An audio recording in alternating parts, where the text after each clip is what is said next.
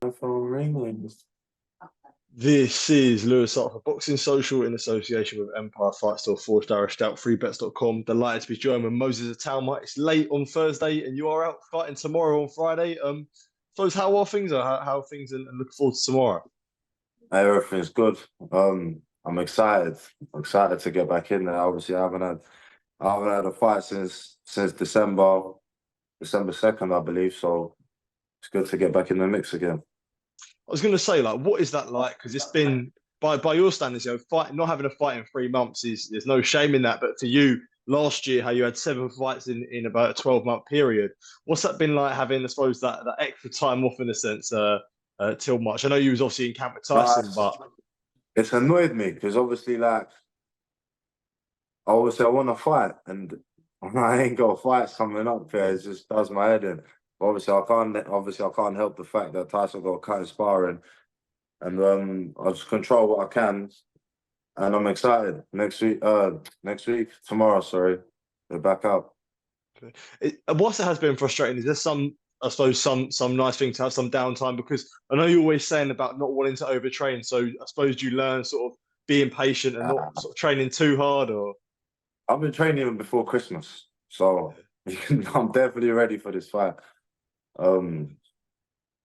Obviously, we had a few different opponents, changed, few problems, whatnot.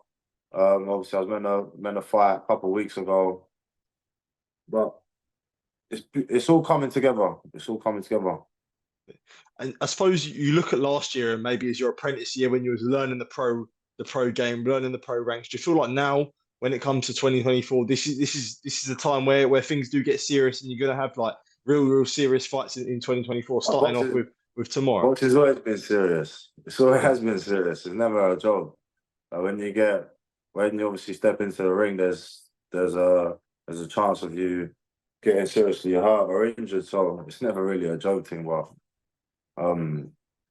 yeah, definitely this year it's a lot more intense, you can say. Yeah, that's what I meant in the sense. Like you're gonna hopefully have top fights this year, and obviously this one's an 8-rounder, and hopefully moving on for potential 10-rounders is the idea when it gets to sort of the midway through 2024. 100%. Yeah, and I suppose now I've seen obviously for this fight he's linking up with a new team. You want to talk to me about that change and what that was like for yourself?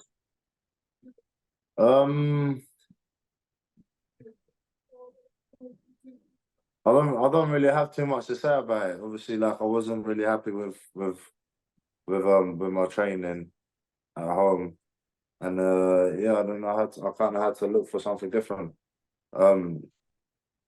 Obviously, I have my reasons. I don't feel like I should mention it publicly, Of course. but yeah, I appreciate Dan and Dan for obviously all the time and effort they've put onto me onto the years, but I feel like I just have to move on. I suppose for yourself, not dwelling on it too much. Obviously, I understand it. It could be a difficult topic, but important for yourself to understand that change is needed when you feel like it as well. 100%. Like I said earlier, it's a serious sport. I'm not really trying to. I don't take this as a joke. I want to obviously accomplish as much as I want to accomplish, and obviously I'm urgent to win. I'm eager to win. Sorry, and I feel like I just need the same from my coaches. That's completely fair enough. And we was talking earlier and just talking previously about having serious fights, and I'm sure the serious fights that you want to be in terms of big domestic names would be there for yourself.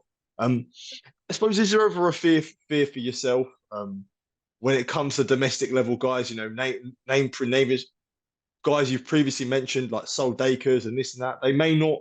Do you understand that people may not be willing to take that risk with yourself when they know how good you are and the age and everything that comes with it? Yeah, I wouldn't. I would if I was in their shoes. I wouldn't fight me either. So I don't really blame them. I don't know. It's not my problem if they want to fight. They want to fight. If they don't, they don't. I'm not waiting for anyone. Just on to the next man. Oh, and just mentioning that there, obviously you were ordered for the English title against Sol Dacres. Do you envisage that fight could be there for yourself? We do know you and him have had a bit of a back and forth, but ideally that could be a fight. I would like to fight him.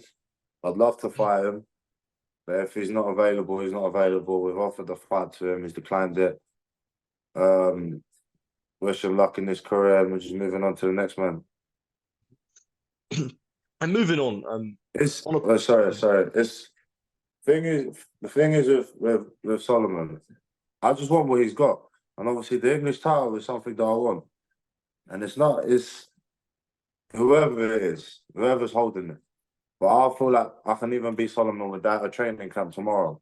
Do you get what I mean? So I would take that fight in a heartbeat. But obviously, he don't really want it, so like I said, just gotta move on. that's completely fair enough. And on a personal level for yourself, when you've had all these experiences at the 18, 19, you know, fighting in Saudi Arabia, having training camps with Tyson Fury, all top heavyweights around the world, whilst that is a great feeling for yourself and that's great moments for yourself, do you feel like, you know, when you was younger, this is always the position that you deserve to be in? You always felt like you would be in this position. Yeah, but not as soon as this. Yeah. Obviously, like last year, especially Saudi Arabia, it was a myth. It was a blessing. And like I said, I knew that I'd always would become the man I wanted to become, but I didn't think it'd be as soon as my 19-year-old self turns up. So yeah, it's a blessing. And definitely moving fast in the right direction also. And I'm just definitely thankful and blessed. Do you like how it's happened quick, or like how do you deal with it? Is that how you prefer it? Of course. Yeah. Sorry, but how do you deal with it? How would you? I don't know whether you can say I that now, or don't. how do you sort of deal with it? I don't. You're just asking me how I deal with life. Like, Yeah. I just live it, innit? I don't know. I try not to overcomplicate things. I take everything as face value. If I'm happy, I'm happy. If I'm sad, I'm sad. And if I'm angry, I'll train. So, yeah, I try not to overcomplicate life. And with pressure and all that, you never really deal with it. You just kind of let it deal with you. And I feel like I'm handling it quite good. But at the start of that, when I remember Shane Wigan talking about a story of, you know, you sparring, I believe it was a Coley or Dubai when you was 15, 16, turn up in your school uniform, things like that. At the start of that point, was there ever times for yourself where you looked around and saw yourself sparring world level guys where you was a bit sort of like an imposter syndrome, or like couldn't really quite, but like a bit starstruck or anything? Was there ever those feelings for yourself? No. And the only reason why I'm not is because I had to force myself not to have that feeling. Because if I did, then I wouldn't achieve what I have.